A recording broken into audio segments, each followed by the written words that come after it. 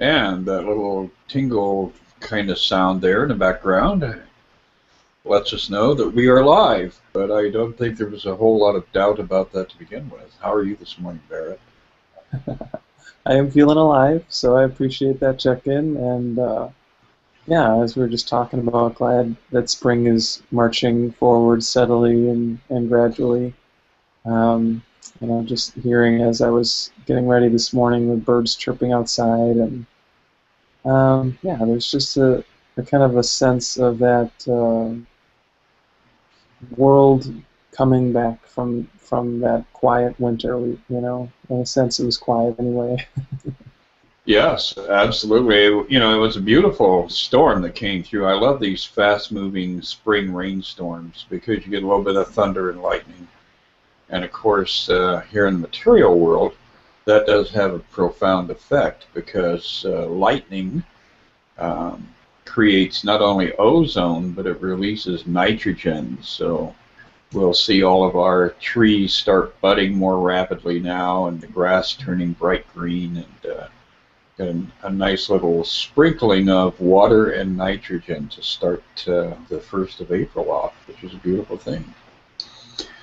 And along with that theme, that whole idea of growth and spring and renewal and regeneration, um, the theme that we're examining today is the second concept here, and what are the characteristics of God's teachers?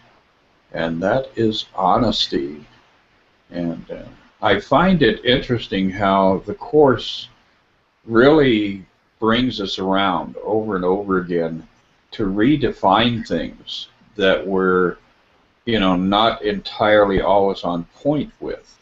Uh, and the whole idea of honesty in, I think, this material world is such a singular dimension of thought, because we are conditioned to believe that we should be honest in all occasions, but it's a projection outward. It's not a looking inside.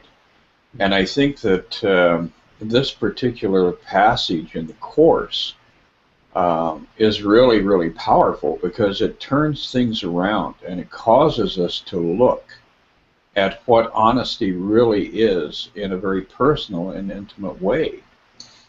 It says, honesty does not apply only to what you say. So it's not just going out there and being blunt with people and saying what you think, because a lot of times honesty has to, in that format, honesty has to be mixed and mingled with a little discretion. But the Course tells us the term honesty means consistency, so that nothing you say contradicts what you think or do. No thought opposes any other thought. So we're going full circle with that whole idea and coming back to the point of recognizing that true honesty is a very important and integral part of eliminating duality within our own consciousness. And that duality is really what causes us to not experience the miracle, to not experience the healing, and not be released from, that darker side of the living experience. Yeah, it's funny. I think I had a little mind meld with you there for a while you were talking, because I was just like thinking, oh, this is actually all about duality versus oneness, and then you said that. Because, yeah, I mean, if oneness is truth, then duality is dishonesty. It really kind of is really clear about that, and our buying into the dualistic system means that we're not being honest with ourselves. Now, like you said, that's not how we normally think of the term, but it is really simple if we can look at it in that way. And what that means is that what we really are is love, is joy, and it doesn't have a start and a stop. And I think we're in the Easter week here as well, and I think there's an interesting connection around that. Obviously, in the West, Christianity is is a pretty strong influence, and the story of Jesus' ending and beginning. We have Good Friday tomorrow, where he's killed on the cross, and then we have Resurrection Sunday, where he comes back and is alive. And I think one way of looking at this from the message of consistency is to see that really that death is not possible, that there is no ending, there is no beginning, because what is all-encompassing doesn't have borders or boundaries, and that includes in time and space, that there's really no thing or no event that can interrupt that always flow. So this is a pretty uncompromising way to look at this idea of honesty, but it's a bar that is not unachievable, and I think Jesus is kind of showing us this as the path that we can walk to have that experience of the truth of oneness. Exactly. One of the things that is highlighted over and over again in a multitude of different parables, etc., is that idea of absolute belief, going beyond just having faith in something, but actually embracing it to the degree that you have an absolute level of belief in it. And, the parable that Jesus gives us is the mustard seed, where you not only have the faith of the mustard seed, but you transcend that faith into the state of absolute belief. And that's what gives us the ability to operate on that level of absolute truth. And like you had mentioned, this is the time of lilies, the beginning of spring, and of course in miracles, the symbol for the Easter season is not Good Friday's dark death and destruction, which is symbolized by the crucifixion and the cross, but really for those of us who are celebrating Easter in the truest sense, we're looking at the lilies of the valley that are all coming around now. And so the lily becomes a very appropriate symbol of the life that Jesus was talking about. It's that tenacity in approaching everything in the material world and declaring dominion over it. And of course, the final challenge is always death itself. Yeah, and I just love those metaphors so much. They just warm my heart. And there's another flower metaphor in the Bible, which is be like the lilies of the field. They do not. I don't remember the words verbatim, but basically they're not striving. They're not efforting. They're just simply in that state of grace because there's really nothing else for us to do. So I think when we do focus on that life, we do focus on the part of us that is always kind of springing eternal, what happens is we can bring those shadows, we can bring those fears to that love, to that light. And just like any shadow that we bring to the light, it won't stand up because it doesn't really have substance. It may have seemed scary, it may have seemed tragic, but ultimately there's nothing there. And it only takes us being willing to bring it to the light to see that. So I think one of the challenges is that it takes a lot of persistence. We need to bring our fears to the light, and then maybe we feel a little better, but then something else happens again, and we need to bring it to the light again, and we need to continue to keep bringing our fears over and over. And I think that's one of the most challenging parts of the course, is that we have to do it with everything. And most of us aren't quite there yet. I definitely am not. But we keep expanding the realm of what we're ready to forgive. And eventually we do reach that point where we are, just bringing everything, and we're not judging what should be handed over to Spirit and what shouldn't be. We're just letting it all be seen from those eyes of love. Exactly. And what happens is once you start to really make this a commitment, you find that the support that divine consciousness has already put into place for you really starts to become very apparent, because we were never abandoned by God, and God has always been very, very much a significant participant in every aspect of our life, even though we're not always accepting of God's grace in the situations that we create for ourselves. The reality is that it's always been here. It's always been in place. And this morning I had an interesting little incident of synchronicity. I have a friend and client who's up in Elgin, and normally I hear from this person maybe once or twice a month, if even that often, via email.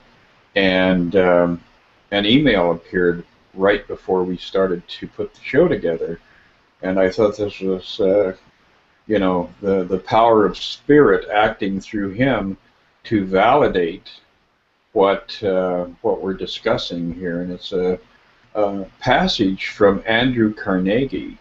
It says, "The man who acquires the ability to take full possession of his own mind may take possession of anything else to which he is justly entitled." And I think that's really, the key element here. We are given the power by God or by the Creator, and we fail to take it. We fail to acknowledge it. We fail to embrace it, because we're always in that state of having that inner division. And really, you have to have absolute conviction, but it has to be a conviction of that which you are entitled to. And you find out what you're entitled to by studying sacred text. So, it's not a challenge of running out into the world and dominating the world.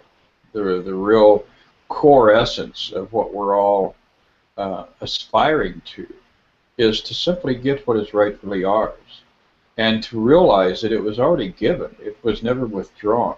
So we have to work on allowing ourselves to absolutely become convinced that God is giving us everything we need. And once we begin to do that, we get the validation in those quiet moments. We get that sense of the presence around us. And of course, that fuels the journey. That is what causes us to advance and to, strive to achieve a higher level. So it all is, it's very blatant. It's nothing secretive. And I think that's really one of the key elements in the life we live, is that we complicate things, we obscuricate things, we hide from the truth, and then we run around beating our chest and wailing and moaning about how, oh, look, God, you abandoned me. It's like, well, not really. It just reminds me of a scene, I think the movie was called Parenthood, and I think it had Steve Martin, and he had, I don't know, a 2 or 3 year old kid, and the kid had a bucket on his head, and he was running around like bumping into things, and it's sort of like we're like that kid with the bucket on our head.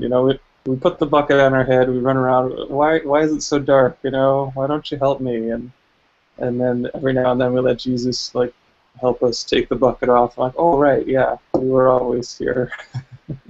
Yes, it was just a game we played with ourselves, and unfortunately, that game causes a lot of tears and angst and frustration. And right now I'm working on, my daily lessons. Lesson number 91 is the one I'm working on today. And it reminds us that, vision as we experience it in the material world is not truth. It's, all we're going to see with all of our senses, whether it's taste or touch or smell or sight or whatever, is something that is ephemeral. So we have to close our eyes in order to see the truth, which is an interesting paradox. Your physical eyes are only going to give you darkness, whereas the true sense of sight is what you experience when you close your eyes and allow yourself to calm the mind, and then all of a sudden there's that direct contact, that spark, where the light comes through and you begin to have, that deeper, more viscerally contact experience with divinity. So if you're trying to look at what's going on in the world around you, if you're allowing your senses to bear witness to your particular truth, then you're going to have the same floundering experience over and over again, because the material world is going to tell you a multitude of lies about who you are and how unempowered you are, and how ultimately the only outcome to anything that you're doing is going to be death. So we do have to really begin to remove ourselves from this physical experience and spend more and more time in that state of one-on-one contact. Yeah. Yeah. And I think as that begins to permeate our experience, then we can do, we can still do the things in this world that we need to do. We still have the job, or we still interact with people, but it starts to come from a different place. It's as though we're carrying that warmth of the sun with us in our hearts, and we're just sharing it with everyone that we meet. And we're actually seeing the truth of who everyone is in their eyes. I like the idea of looking to see the Christ in the people that we meet. Can we see the Christ in the person at the grocery store, or the person that we work next to, or that we go to school with? It's always there for us to see, and it's only ever because we've closed our eyes. And again, this is not about the physical vision, but we've closed the eyes of Christ. Those are the reasons why we don't actually see that light and love. It's not that it's not shining. It's just that we have, we've really kind of closed that vision of ourselves as well. There's a beautiful, sentiment that's repeated over and over again, which is, as you see your brother, you shall see yourself. And at other times, he puts God in that mix too. As you see God, as you see your brother, so shall you believe yourself to be. There's only oneness. So however we see any part of this world or ourselves is how we see everything. So as we start to get that idea more and more, it begins to give us that impetus to say, when we're feeling judged or attacked, maybe there's a different way for me to look at this. And oftentimes just is enough for us to realize, I think I'm ready to set this down and to find a deeper peace. So for me, I think that's a big part of what honesty is. It's this recognition that we don't need to be afraid. I think a lot of times as we start to talk about not hiding any secrets, there's like, oh, well, there's fear, or there's something painful I need to watch out for. And ultimately, that's never the truth. It might feel fearful, it might feel like something we need to watch out for, but once we actually take that deeper step, we see that what we were so afraid of was not actually justified. And by stepping into that state of trust, which was last week's characteristic, then we can start to know that that honesty is not something that generates fear, but it's actually something that really helps us to see that deeper love and joy that begins to spread out into our world. Exactly. One of the things that I like about shifting our sight, shifting our vision, is that as we continue to advance along this track, um, what happens is when dragons show up on your doorstep, instead of being daunted by them, instead of running back into the house and locking the doors and getting the shotgun, you have that capacity to dismiss them. And I think that, when you're living in spiritual truth, when you're living in Christ consciousness, the beautiful thing that is occurring is that you are able to confront any illusion that life presents you with a feeling of invulnerability, a feeling of being empowered beyond just the mortal sense of, hey, I can grab my sword and chop this thing to ribbons. It's much deeper than that because you realize you can just walk right through the dragon because the dragon's not really there. And how powerful a statement is that for each and all of us, especially as we're approaching spring, especially as we're, advancing into this new cycle here. This is an ideal time for us to really, get centered, really get focused on getting our mind uh, under control, on disciplining ourselves, and embracing the power of that truth of divinity that's right in front of us. It's there available for all of us. Yeah. Yeah, I really like that. And for me, it just brings it right back to that point you were making about the lilies of forgiveness, because those lilies are always there for us, and we can choose to live our life, giving these lilies away to everyone we meet, or we can choose to kind of like pretend they're not around. So it is a choice, and I think that the more we can emphasize that, the more that we stand in power. So often we feel like we're at effect of the things that are happening in this world, when that's never really the case. However bad things look, there's always a choice for what kind of perspective we're going to bring to the situation, and that can make all the difference. So I really, I really like that idea.